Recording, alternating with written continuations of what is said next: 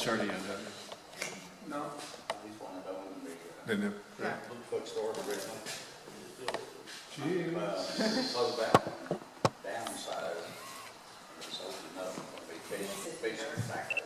Well, I hate to break your conversation up there, Doc, but All right. it is, you're tired of waiting for you guys. It is November, believe it or not.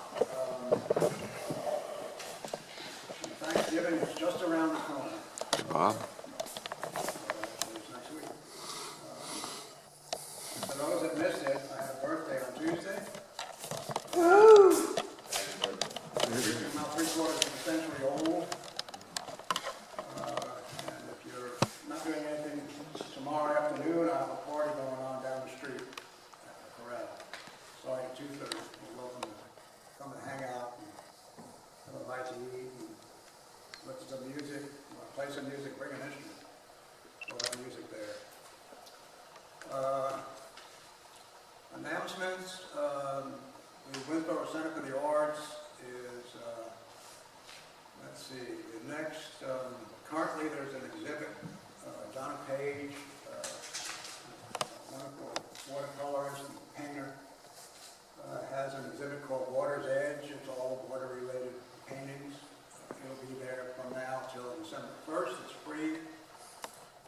There'll be an artist studio tour on December 1st. The cost for that is $50, but it's limited. They're only going to have about 14 or 15 on the tour. So if you want to get on that, get online to their website and make a reservation.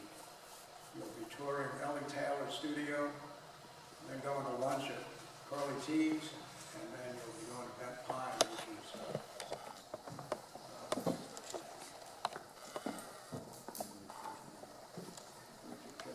just down the road. Al and Georgia Moore's place. On the 8th of December, After he finishes, would you move that podium down on the floor and touch then it on, for the rest of it? Okay, thank you. January 6th, Miguel Antonio, the last of the classical music series on Sunday afternoons. He's a classical / Spanish guitar player. He's been here before. He's really, really, really good. And that's the only thing I've got, but there'll be some kind of Christmassy play going on at the center. I don't know what the name of it is or what dates. I haven't posted it yet, so I don't have any information on that. But look for that. You can put it online or on Facebook.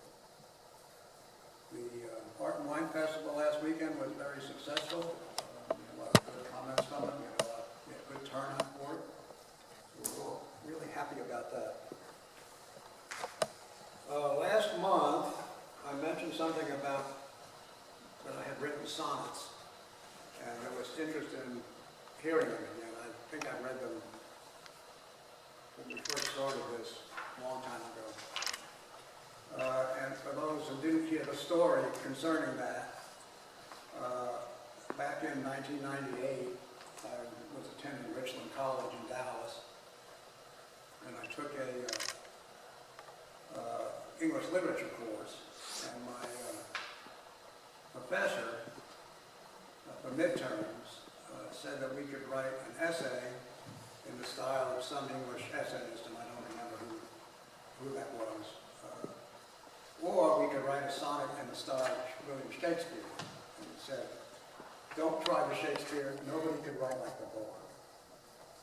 Well, being a procrastinator, which I've always been, I had about a week left, and knew that to do the essays, I'd have to read a dozen essays by this guy, and essays, of course, multi-pages, to figure out his style before I could write one like that. And a sonnet's only 14 lines. How difficult could that be? I said. And so I took on the challenge of writing a sonnet in the style of Shakespeare. And for those of you not familiar with the sonnet consists of 3 verses, 4 lines each, with an A-B rhyming scheme. That is, the first and third line rhyme, and the second and fourth line rhyme. The first verse is a very generalized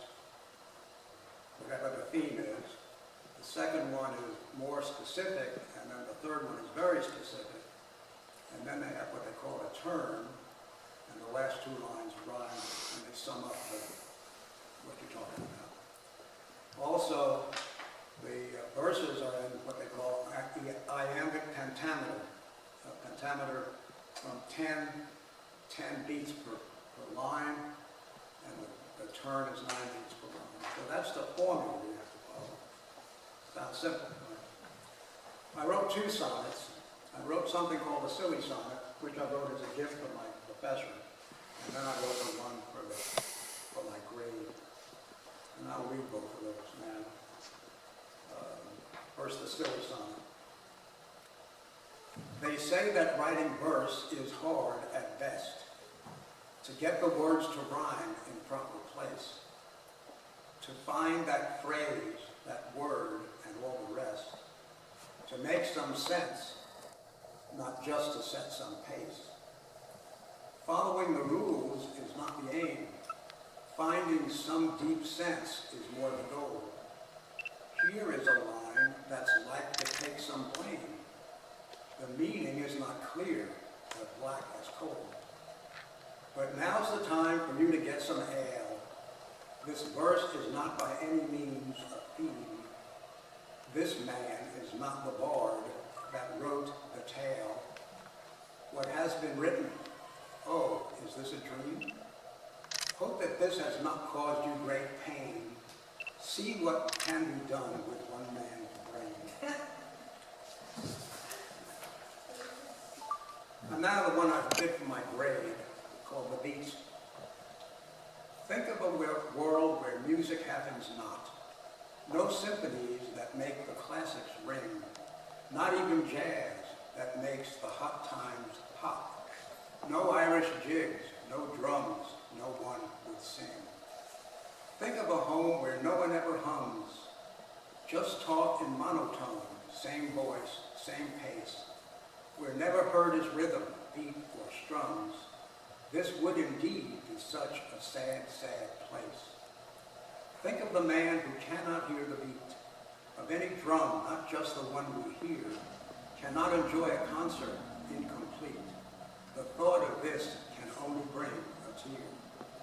Yet, here we have a verse that has a beat, the very thing that makes a song complete.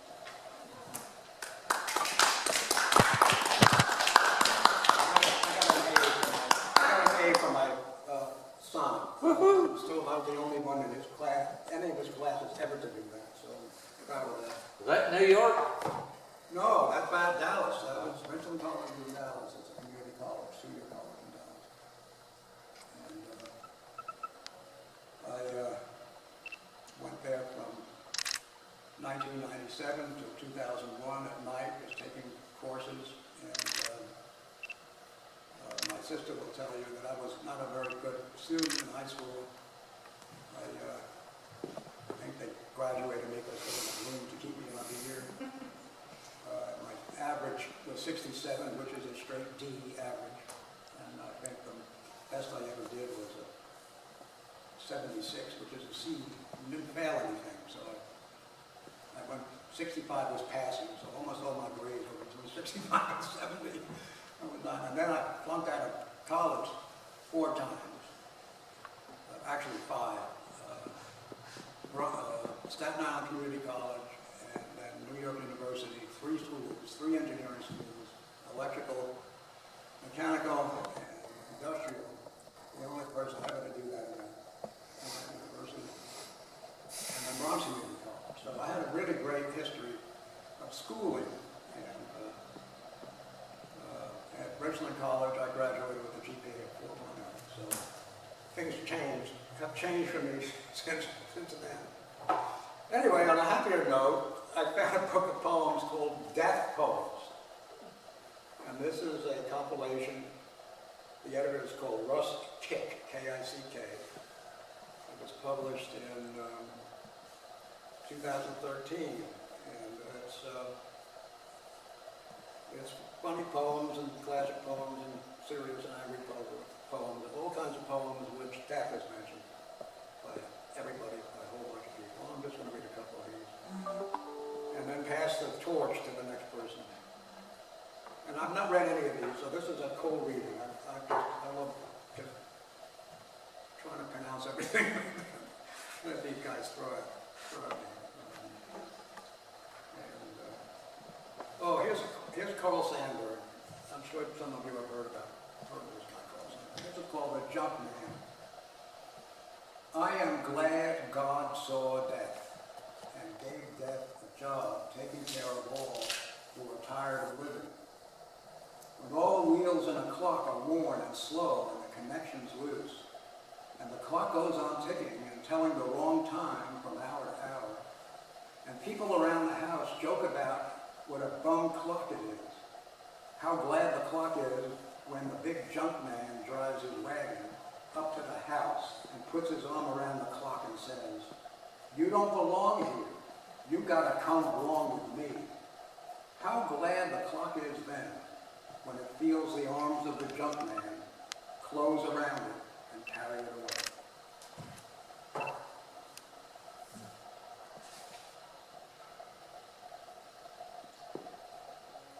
This is an E.E. Cummings, and you really got to see it, because aside from the first letter, everything's in lowercase, and verses are scattered around the page. Here's what it looks like. It's a very short poem, but you'll see it doesn't look like any poem you've seen any place. It's called Epitaph by E.E. Cummings.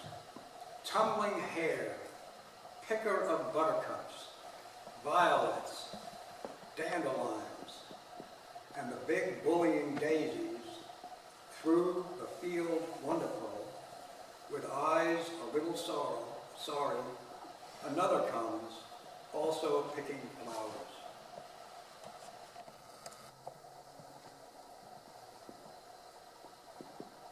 There's another one about a junk man. This is by Langston Hughes. It's called Question. When the old junk man, death, comes to gather up our bodies and toss them into the sack of oblivion, I wonder if he will find the corpse of a white multimillionaire worth more pennies of eternity than the black torso of a Negro cotton picker.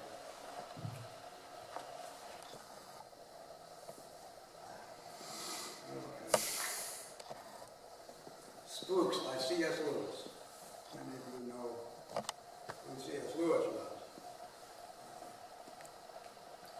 Chronicles of Narnia come to mind. Last night I dreamed that I was come again unto the house where my beloved dwells, after long years of wandering and pain. And I stood out beneath the drenching rain, and all the street was bare and black with night. But in my true love's house was warmth and light. Yet I could not draw near nor enter in, and long I wondered if some secret sin or old unhappy anger held me fast, till suddenly it came into my head that I was killed long since and lying dead, only a homeless wraith that way had passed. So thus I found my true love's house again, and stood unseen amid the winter night, and the lamp burned within a rosy light, and the wet street was shining in the wind. Good for me.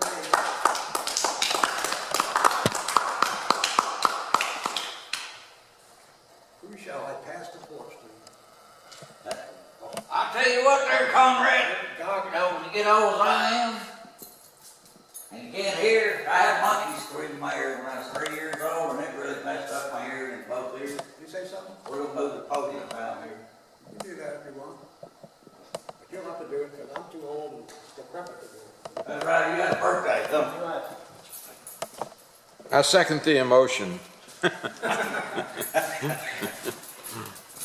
for that, I'm going to sit in your chair. Okay, I'll let you sit up there. We're going to let Mr. Ken come up.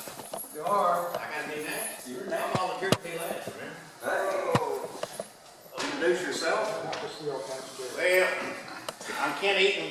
I got 3 or 4 other names, but I did 3 years with the CIA. They give you a new name on every project you go out on. Before that, I spent 30 years in the military. And when you get my age, you just wish you could do it all over again. It was a great time. About half of that time was reserve time, so I was working as a contracting officer also when I was in the military.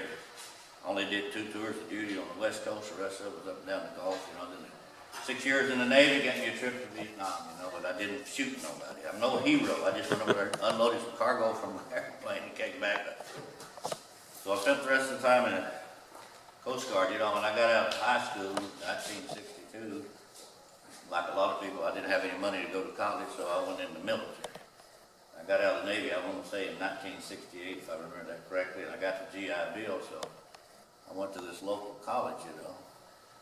Graduated in 1975, and about 10 years after that, someone else bought out that college, and now I'm nagging and become part of the A&M system, you know. Anyway. Don't forget to tell us about your musical career.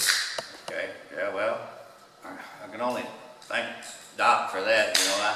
I never picked up a guitar or sang a song until about 2 years ago. So I had some bad turns, you know. Some people in my life passed away, and I got pretty despondent, you know. And the doctor said, "Son, you better find you something to do. You're not doing so good." So one day, shortly after that, I was downtown, and they was having a reenactment Old West shootout. Of course, we know who started that was Doc.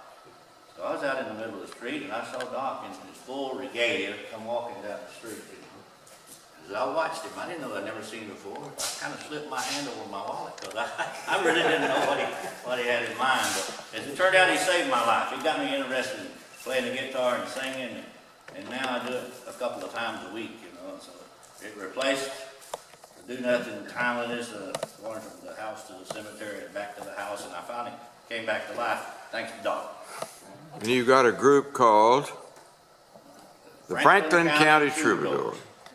And we've appeared on Joe Dan's stage about 4 times. And we're going to be back out there in February. If you want to hear the Troubadours, in February, the 3rd Saturday in February, we'll be back on the Tenny Chapel stage, thanks to an invite from Joe Dan.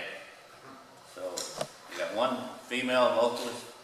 Doc plays the rhythm guitar for us, and the guy's been playing lead for us. He took on another job, so I may have to find another lead guitar player for this next performance. When we perform in churches and social events, we don't have to have a lead guitar player. We just get up there and play and sing, you know, have a good time. And so I didn't know Conrad. I know I've seen him somewhere before. I remember Conrad. I came in the store and bought a book from you not long ago at the bookstore. But I didn't remember who he was, and I had to ask God, what's his name? Anyway, we came down there and did the Johnny Cash special on Johnny Cash's birthday. Anyway, I guess you know that you can go on the website and get all those performances. You know, if you're just dying to see our performance, you can find it on there. We've been on that 4 times. And he invited us back. I don't know what that said. Anyway, we enjoy doing that. We don't never have to give anybody's money back because we don't charge nothing. You know? Nobody would pay to come here. So if they dislike it, though, they just walk out. But I wouldn't take nothing from my time in the military. Like I say, I did a couple of years in the CIA. I only got one project that's notable. You know, they whipped out 3, 4 helicopters to go get Bin Laden. So my job as a contract writer, that's what I did for the government. They wanted me to write a contract to hire 36. I don't know what's happening till it's over.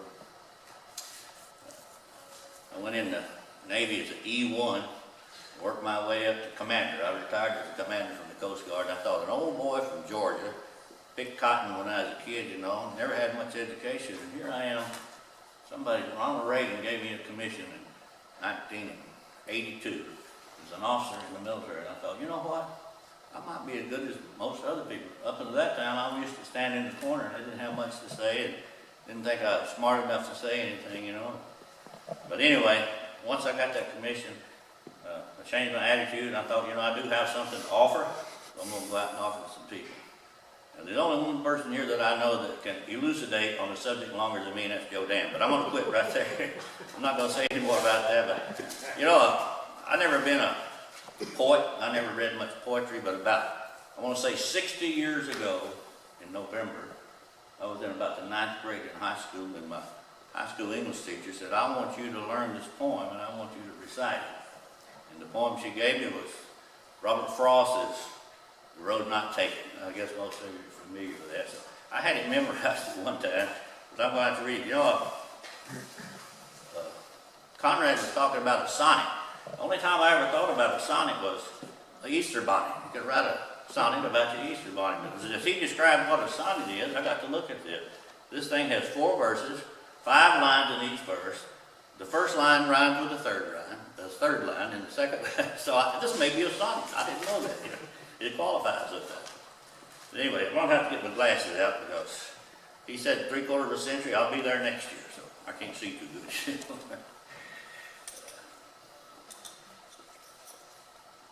And it tells a lot about Frost spent years 1912 through 1915 in England. He met a guy named Edward Thomas, and they credited this guy with inspiring him to write this poem. He said he sent him the first copy of it to look at it. They think that might have been significant in Thomas's decision to enlist in World War I. You know what this poem said. Anyway, it didn't last too long. He was killed 2 years later in the Battle of Arras. Now, the road not taken. 2 roads diverged in a yellow wood, and sorry I could not travel both. But be one traveler, long I stood, and looked down one road as far as I could, to where it bent through the undergrowth. Now, I might have added that, I didn't mean to. Then took the other, as just as fair, and having perhaps the better claim, because it was grassy and wanted wear. Though for that the passing there had worn them equally the same, and both that morning equally lay, in leaves no step had trodden black. Oh, I kept the first one for another day, yet knowing how way leads to way, I doubted if I'd ever come back. But I shall be telling this with a sigh, somewhere ages and ages hence. 2 roads diverged in a yellow wood, and I took the one less traveled by. And that has made all the difference. Thank you. Who's next? I'm going to get a seat. Hey, there you go, you get a seat. I'll go with you, see. Was y'all gonna read tonight? No. Bob, you gonna read? What makes you think I can read? Well, most of y'all know that I spent some time in Arizona,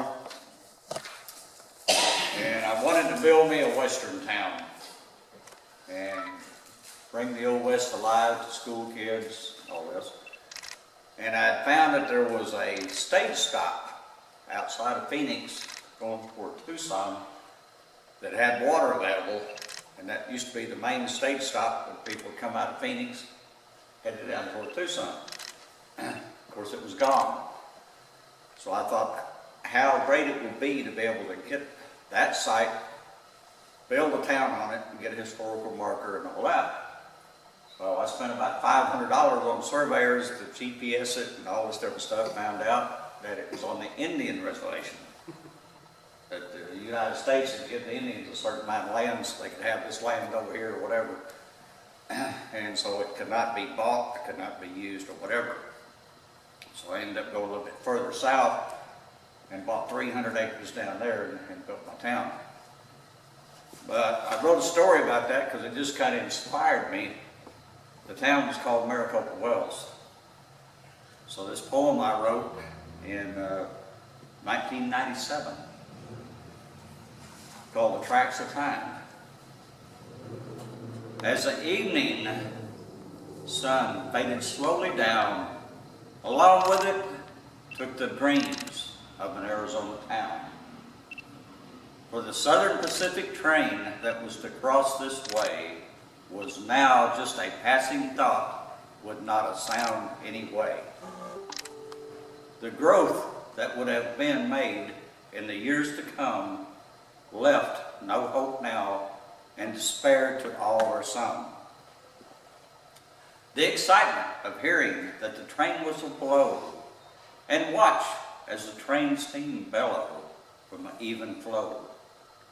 Now that excitement has vanished for them in time, and is now quiet as a performance by a mime. The town that once included a Wells Fargo depot sits bare now, with only memories and a few deep holes. Mounds of dirt stand where stores was to be, And if you could go there, that's about all you'd ever see. The oil lamps that had glimmered on the post outside gave glittering light to the traveler's lonesome ride. Desert sun, tumbleweeds, sandstorms, and such blew across the wagon tracks, leaving now not much. The smiling parched faces when the stagecoach arrived knew food and water would be there and not deprived. But after many wagon trails had been run through, the Southern Pacific tracks were being laid out of view. 7 miles southeast, the tracks had been laid, with no hope and signs being placed at the last. The town that stood strong and could have been died shortly after, leaving no women, not any men. This town, once known and seen as many as Maricopa Wells, now rests in the winds with only a few known tales. 7 miles southeast, the train whistle blew through the new town named Maricopa that will not die. Let history remain in books about this dreadful year, so children in the future can read and shed not one tear.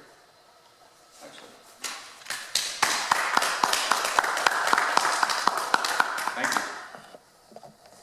This other was wrote here in Winnsboro. Like I said, I moved back in 08. I was gone for 25 years and all that. I could not make a living here. And so I went down to Corpus Christi. Then when I went out to Arizona to visit my sister, she captured me, kept chain legs on me for 15 years. And I was finally able to escape and come back home. But there's been quite a few, I guess you would say, feelings of spirits that roam the streets here because of the Bowery that runs here with saloons and the brothels and everything. The nightlife was happening down there. And some of these spirits has not crossed over. Me and my ex-wife had one experience in her store that's just 2 stores up at one time. But I wrote this shortly after that happened, and wrote this one in 2012 for the Winnsboro Heritage Society. Early days of Winnsboro had witnessed many a killing within their streets. Not as many as some, but more than others can ever do or try to repeat. As the sun sets once again upon this historic, quiet East Texas town, then appears the soft winds begin blowing with little to no ever sound. Many reports have been discussed, looked into, and told around here. Some kept quiet by awe or unknown fear. Who is it that roams freely and walks so gently, quietly about? Appears to tiptoe, no sound, screams, not even a shout. The visual sightings are very few to some. For others, they carry on without a sighting of none. Some that may have been left behind to hopefully cross over, they say, we will only have to guess and hope, which it may happen someday. There was the Pine brothers, both Tom and Whit, that was gunned down. At the Muzzle Saloon, gunshots and moans that day was the only heard of sound. The Fowlers were at it with the law, and soon that would have sent a Wood County deputy to a tragic and bloody dying and deathly end. Then there was the Wolfords and the Milans. They ended all on that deadly defeat. The Bowery had the blood flowing and running freely down the dusty old street. Let's not forget the Leesburg merchant that was once again here. shot in the gut at Skeen's drugstore without showing but a small amount of fear. W.W. Butler's spirit is the one that lives within the Silhouette store. We're sure he has shared some of his strange activities with folks here before. Thank you. Hey, John. Yes, sir. Still photo. Yeah. Y'all like something to drink? No? Coffee, Cokes? Yeah.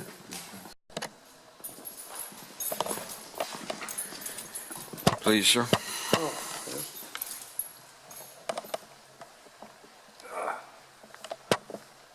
Well, that's, I'm gonna get a great shot of the Are tree. you going to be reading?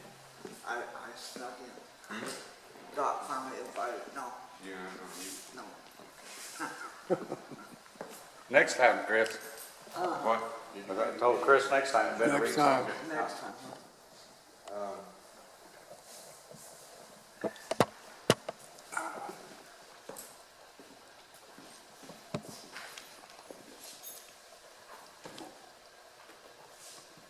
My name's Jodan Boyd, and I've been a member of this group ever since it started, and I've enjoyed it very much. I'm glad it's still going. Our founder, Bonnie Sarkeesian White, is not here, and I wish she were. But she's been here once, I think, since we've been in this building, but maybe she'll start coming regularly again. I'm going to say announcements. I've got one. Tomorrow night, beginning promptly at 6:30 p.m., there'll be the Tenny Chapel Music Night, 2 miles south on 312 to 4620.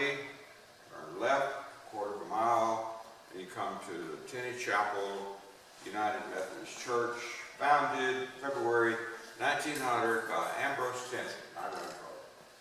And the first, that's a free event. We've been doing this free for family entertainment in our 7th year. Starts at 6:30 and today. 90 minutes of free family entertainment. Show up if you have nothing more pressing on your calendar. But a joint Doc will be, Ken mentioned he plays guitar for him. He plays washed up bass for me. And sometimes he even plays baritone ukulele. Woohoo! I got 2 points tonight, and one of them is, I was mentioning, my grandfather was Ambrose Tenney, founded Tenny Chapel. He's not a preacher, he was a farmer, cotton farmer, who realized that every community needed a church, and after he got here from Alabama in 1886, he, over time, decided that since there wasn't any church in that community, he and his sons built the building in February 1900, and then they had itinerant preachers, Methodist preachers, the Methodist church, and Methodist preachers came and went. The first preacher was named Blackwell, and they first called it Blackwell's Chapel, but in 1928 it affiliated with the Winnsboro City Methodist Church, and they changed the name to Tenny Chapel in honor of Ambrose Tenney, who founded it. And we just this past Saturday had the annual Tenney Family Reunion, for which I'm the coordinator. And so in honor of Ambrose, I'm going to read a piece of lyrical prose. This isn't technically a poem, but it's lyrical prose, which isn't that far off. This is a little tribute to him, to my grandfather, Ambrose Tenney.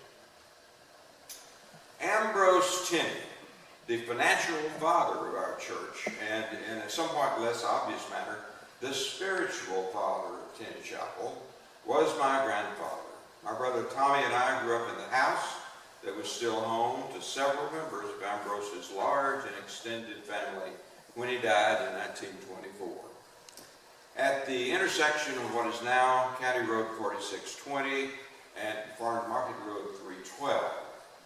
Not only did I grow up without knowing Ambrose personally, but my mother, Dolly Fay, his youngest child, was only 11 years old when Ambrose died. So she never really interacted with Ambrose on an adult-to-adult basis. I still struggle with getting to know Ambrose these many years later, and lament the number of times I allowed questions to go unasked. I know from conversations and interviews, however, that he was a strict father, a stern taskmaster, which tell me that he did what he could to instill an ethical worldview upon his offspring. Uncle Ed Tenney said the Tenney children were not allowed to buy fireworks even if they had the money to do so. Uncle Tom Tenney said that Ambrose had only to clear his throat to bring order to a child bordering on misbehavior. When Uncle Dave Tenney died in 1931, before I was born also, the newspaper account said Dave Tenney was, quote, the son of a noted family. Ambrose apparently dared to live up to a value system that challenged even his own pioneer panache and sense of frontier justice. That he met his own challenge appears abundantly clear if one is to judge by the recollections of his descendants who have chosen to go on the record with their memories. For instance, Louis Newton, another grandson of Ambrose, liked to tell of listening to his grandfather read from the Bible, and perhaps because of Ambrose's prominent Old Testament beard, believed that Moses must have looked a lot like Ambrose. To recall Ambrose as a road overseer to the county's precinct commissioner, it's clear that he was regarded as a leader, someone who was responsible and accountable, because someone with a sense of community involved. It also meant that he was, to an extent, in the public eye and a possible target for personal or political criticism, although I've never heard anything of the sort. My guess is that at our churches, Ambrose Tenney was about a man about whom no one ever spoke without respect.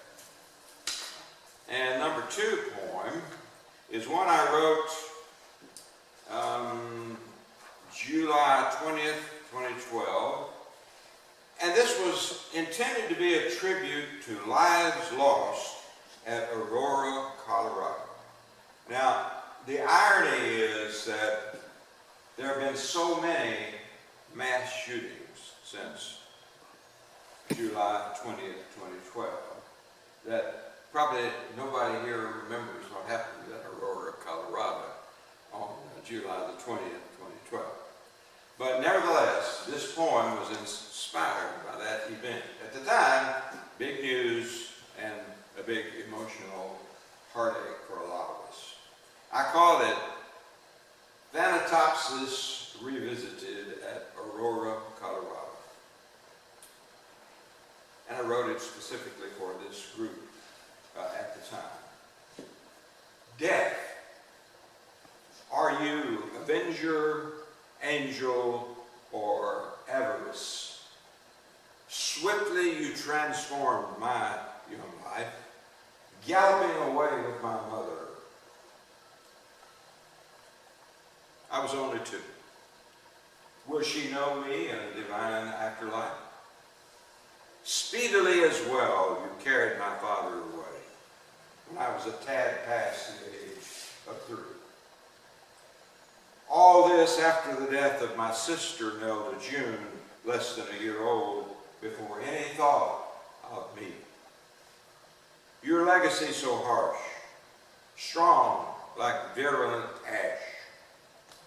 In my boyish dreams, you were never far away, lurking here unseen, yet surely everywhere. Lying in wait for me, shrouded in mist of gray. Not until I was 30, my father's maximum age, did I cease to fear your hidden presence, foreboding that I would not in fact die young. Brightened my fitful dreams, my life emboldened. Still, memories abound of the preciousness of life. A funeral service for an accidentally killed mockingbird. Endless tears for Poochie, dog love of my lengthened life. Genuine sorrow at countless eulogies heard and unheard. Never-ending grief at the death of a close friend. I still tell the story of his exemplary life. At Aggie Muster's, I recount his bravery, his integrity, his loyalty, character in both joy and strife. Now mature, some even call me ancient. I treasure the flickering wind we call breath. Comprehending not the motivation of anyone who willingly, consciously, does violence to hasten death.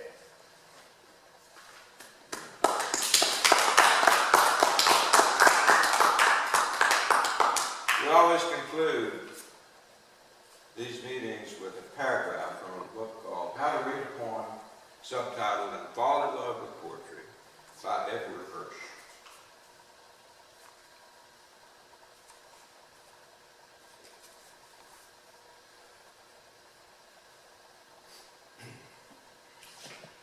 We make out of the quarrel with others rhetoric, but of the quarrel with ourselves, poetry.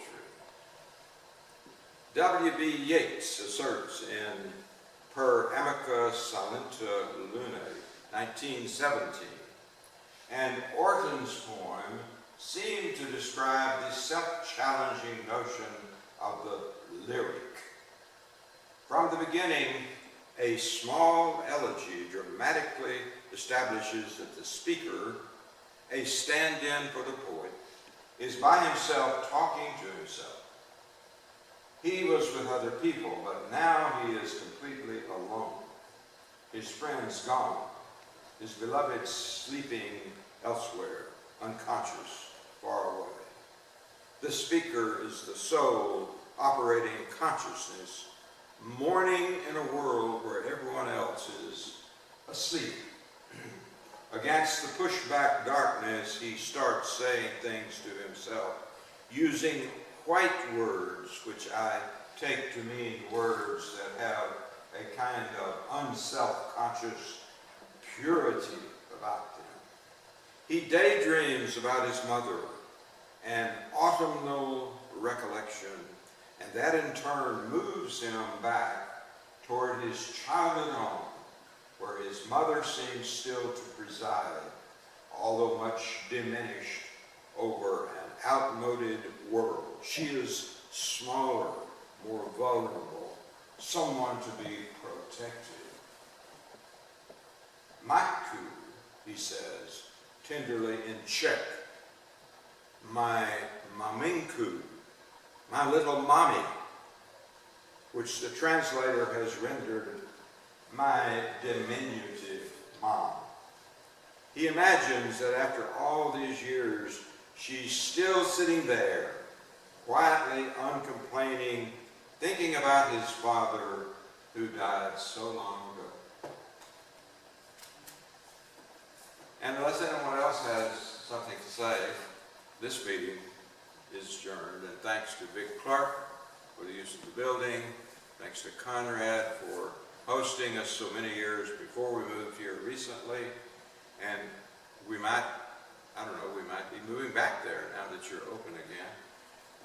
But thanks to Donnie Ditto, manager of this Culture Club Art Gallery, for the hospitality, as well as some snacks there. If you didn't see them, he called attention to them, I think, a little while ago. You're welcome to share those, I believe. And we're just glad as a poetry society to exist, to have a place to perform, and to occasionally have guests such as Peggy and Walt from faraway lands, northeast, Connecticut. They're from. Both of them grew up in New York, and Peggy is Conrad's sister. Those of you who haven't met her or heard her talk about it, thanks so much for being here. And once again, poetry is the reason we exist. And there was a time when the poet was regarded as the king of all writers. That sadly is no longer true in today's culture, but there was a time when every other writer, no matter how revered he or she might be, who stood aside when the poet stepped up.